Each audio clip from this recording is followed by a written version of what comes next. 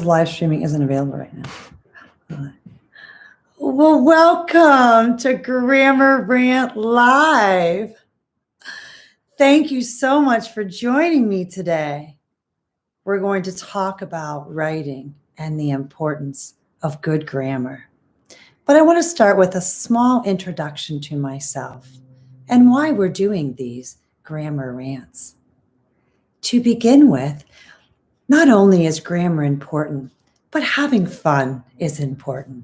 So I developed these grammar rants as a way for you to learn in an educational setting, but have it be fun and fast. That way, you don't get too bored. So, learning isn't always fun, but if you're interested in something, anything can be fun. Okay, so I'm going to leave the chat open for anyone who has something to say, and I'll do my best to keep an eye on those and answer some questions. Just so you know, questions about previous rants would be great, or questions or comments about good writing and good grammar. If you have suggestions, I'll write those down, but I may not be able to address them right now. Okay, I'm going to use my notes today. Let's talk about good grammar and writing. Why do I need good grammar? Why do I need good writing? Well, to begin with, there are 3 reasons. There are many more. We're going to talk about 3. First is communication. So, good grammar and good writing is important for good communication. We want to make sure that our ideas are communicated correctly. If they are not, our words become misleading. And we don't want people to misunderstand what it is we're trying to say, as communication is key in life. Okay. The other thing about communication is the attention to audience, the attention to detail. You want your audience, those people who are listening to you or reading your work, to know that you have taken the time and the dedication to ensure that you have tried to communicate your purpose correctly. This is important in both verbal and written communication. It's most important in written because what's missing in written communication is our voice, our inflection, our expressions, the tone of our voice. All of those things, unfortunately, are missing. So we need to write those into our writing. So communication is the first important tool for having good writing and grammar. I'm just going to keep looking to make sure I don't have any questions. Ask them away. Okay. The second reason to have good writing and grammar is validation. Validation is very important. I tell people this often. Why should I have good grammar? Why should I write well? Well, it validates you. It validates what you're trying to say. And without validation, well, people start to ignore you and they don't always listen. So validation is important so that people can recognize your ideas, give you credit for what you're trying to say. Affirmation. That's important. That's the idea of truth and support and approval. We want this from our peers, from our audience, from our friends and family. Validation is extremely important. That's what good grammar and good writing will give you. It's important for jobs, such as getting a job. You want to ensure that people are going to read your application. If it's filled with errors and mistakes, people may no longer listen. Again, you might not get that job. So it's very important. It's also important for school. So whether you're writing a paper or you're writing a letter of application for an institution, you want to ensure that you validate yourself and the reader understands that what you are saying is true, honest, and important. Okay. The other thing with validation is the advancement of your job. So it's nice to make sure that you want to advance your job and you want your employer to know that your writing, your grammar is important to them. It says who you are. I'm looking for questions. Okay, I'll come back. Let's get to the third reason. The third reason for good communication and good writing is distinction. What is that? Distinction is excellence. You want to be excellent in what you do. It also shows creativity and character. Oftentimes, we are judged by the way we speak and the way we write. While this is not fair, that is unfortunately the society we live in. So, in order to make sure we fit within that, we want to make sure we give good grammar, have good grammar, and good writing. This is also important because it sets us apart from other people. This is not just in academics. This is also socially.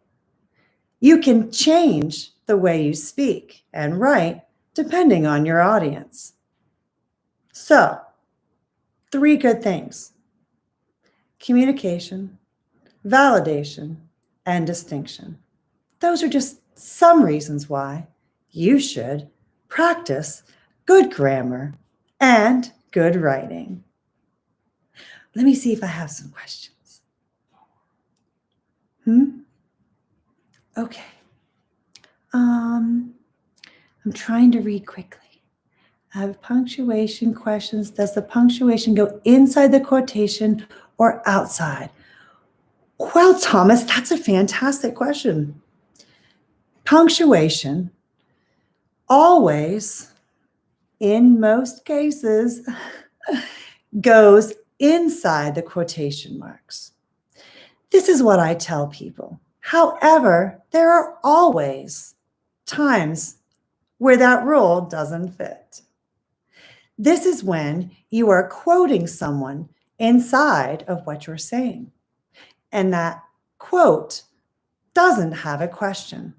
It kind of gets confusing. The easiest way to remember it is your punctuation most likely will go inside your quotation marks. I'll do a lesson on that, Thomas, so it's not so confusing. If you don't know, you should do some research. Okay, let's move on and I'll get to some more questions. I also made a list of how to write well. It's very easy to say you should have good grammar. It's kind of difficult to make sure that happens. Here are some steps or some things to remember when you consider good grammar. To start with, you need to practice. Practice makes perfect. Now, while I don't expect you to be perfect, and I am not perfect, it is important that we practice if we want to get better. Just like if I wanted to learn any other language or play the guitar, I would need to practice. And those math teachers out there, you know who you are. They will tell you that if you don't practice math, you will forget it. Grammar is the same way. So practice. Research. Well, that's a big one. I shouldn't say no one, not everyone loves research. But every time I get ready to do my grammar rant, I research. You know why? because I don't know everything. It's very important that we understand the background of what we're trying to write about. That includes grammar.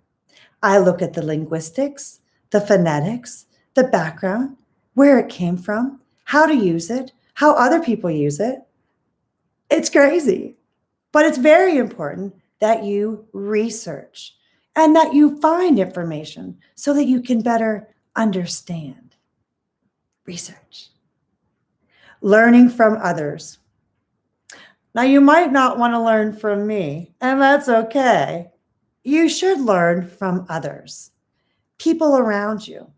Oftentimes, I learned things from people who maybe don't have the best grammar. It gives me good practice. But learning from others is very important. Again, we don't, as individuals, know everything. So learn from others. Learn from the people around you, including your teachers. Learn from others. The next one is to read daily. I know that there's a lot on TV and there are some great movies, but the best way to be a better writer and have better grammar is to read every day. You can even read a newspaper. You could read a comic, but you should make sure that what you read is different each day. Variety is going to assist you. I have a lot of writers, or a lot of writers' books. I don't have them. I have a lot of writers' books, and the writer doesn't actually have perfect sentences or great grammar, but I learn from those books. I learn what is a fragment, what is a run-on, why are fragments being used. So it's important that you read every day if you want to write and speak well. Read every day. The next one is make it fun. So they need to be every lesson, everything you do in life, it should have a little hint of joy, a little bit of fun. So while these grammar rants might be quirky and a little silly, the point of them is that they are fun and educational, because grammar can be difficult and it isn't always fun. Do your best to make it fun. Okay. It is okay to fail. So it's important that you learn from your mistakes. That's how you get better. I don't run around correcting everybody. I am an editor by nature in my head, but I learn from my mistakes, as you will see in my grammar rant about who versus whom. It's important to admit those errors.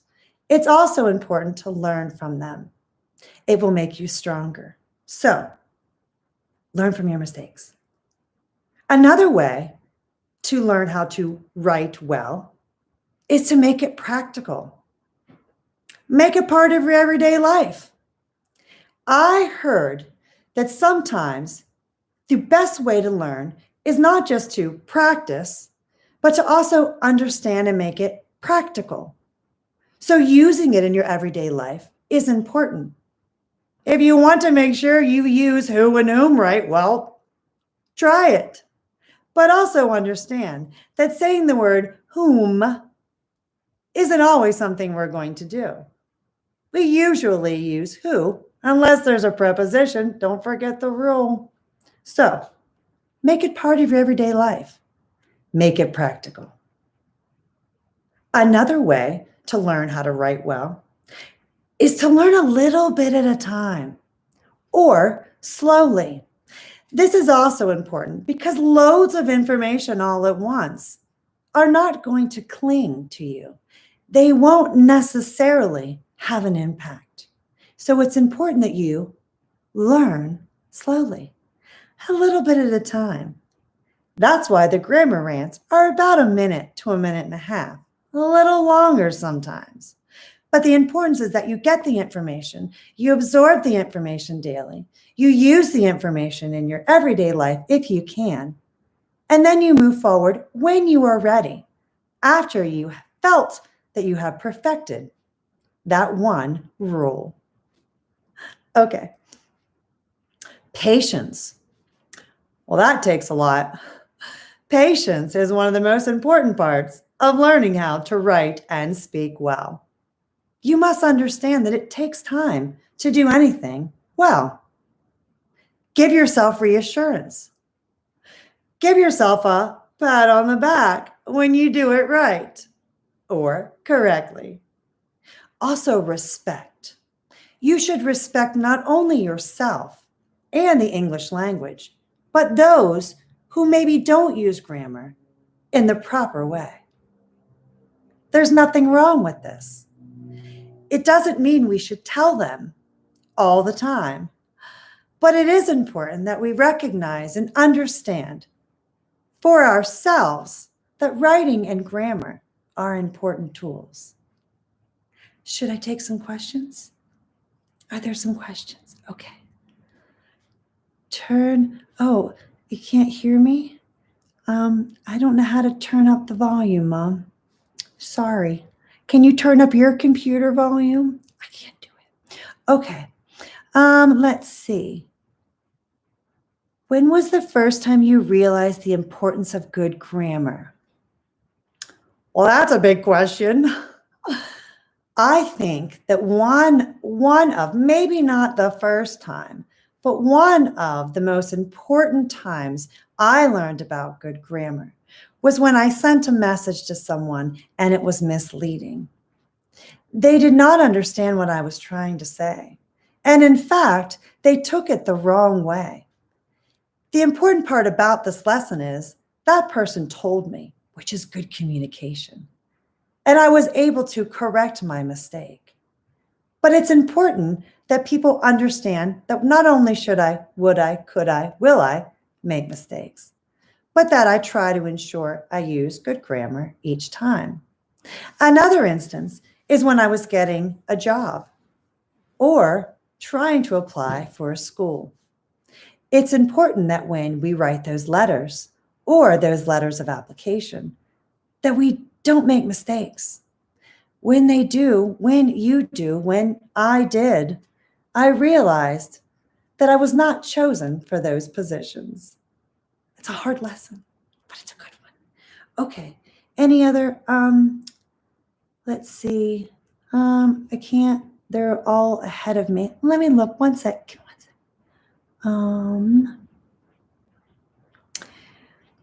Okay, here. Oh, that question was from Kathleen. Thanks for joining me, Kathleen. All right, this one is from my good friend, K. David Harrison. Can you give an example of something that people used to think of as bad grammar, but now is completely acceptable? He said his example is the singular they. I will tell you, David, that the word ain't is now in the dictionary, but that does not mean it's proper grammar. But I think that's something that has become acceptable, just like the words I showed as not a word. While they're not standard words, it doesn't mean we don't use them.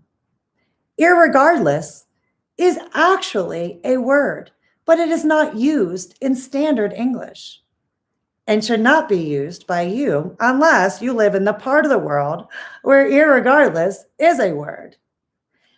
But I'm trying to think of what words are accepted now. What I think is a good distinction is that sometimes words change over time. There's such a thing as denotation and connotation. Denotation is the dictionary definition. Connotation is how we relate to it or how it changes or its meaning to us. So I think that some words are being used today because they're socially acceptable, whereas before they weren't even words. But then again, Shakespeare created over 200, I think it might be 2,000 words. So creation of words sometimes allows for acceptance of them. I'm going to get back to my notes. I'll keep looking at the questions. Thank you. Keep them coming. Okay, let me go to the next page in my cute little Picasso book. All right, why is grammar important to you? I'm going to put that question out there. I'd like you to go ahead and fill up some boards here. Give me some questions. Why is it important to you? I'll try to read some of these statements, but the best part is they'll be in here later for you to watch. Why do you think grammar is important? While you're doing that, I'm going to give a couple little shout outs, a couple recommendations I have. One is if you want to be a good writer or a good speaker, that practice is important. Stephen King, who is a very prolific writer, argues that it's very important that grammar and writing be a part of your everyday. In fact, Stephen King locks himself in a room, not for bad reasons or weird ones, but because he needs to make sure he writes every day. He does this to ensure he becomes a better writer. So it goes back to that practice. But it's very good for you to understand that even the best writers learn how to edit, rewrite, and ensure that they are practicing it daily. A good point in all of this is to know that to have your work edited by someone, to have someone read it and give you criticism and feedback, it's a good thing. It's always good to understand that what you're trying to say and write may not be communicated to everyone the way you want it to be. Editing, writing, proofwriting, rewriting, revising, that's all part of writing. Writing is difficult. But again, if you make it fun and you find some ease in doing it, well, then it's not so bad. Okay, I have two book recommendations for you. One is an actual book by Dr. David Williams. It's the book Sin Boldly. What a great title, David!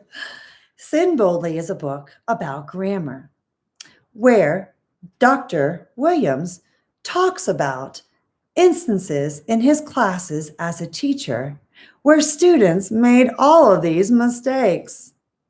He shows how to learn from these errors and uses some interesting anecdotal information. So check out that book. It's also on my webpage, grammarrants.com. Grammarrant.com, no S. So the other recommendation I have is not for a particular book, but for someone who I think is definitely a front runner in education and language. It's my good friend, Dr. K. David Harrison, who gave us that good question. Dr. Harrison is a linguist. He studies endangered languages, so he knows firsthand the importance of good grammar and writing, but he also understands the importance of language, and that these languages, your language, the language of your ancestors, is very important. It's important that we document it and that we understand it so that there's a foundation for all that we say and write. He also has a documentary called The Linguists. It's great. You should pick it up. He also has the Living Tongues Institute. Check it out online.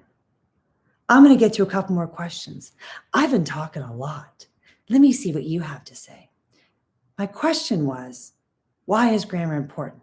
Let me see what you say. I don't see. Oh, one person said, this would be Deb Rice, said, so you won't seem illiterate to others. Well, that's a great point, Deb.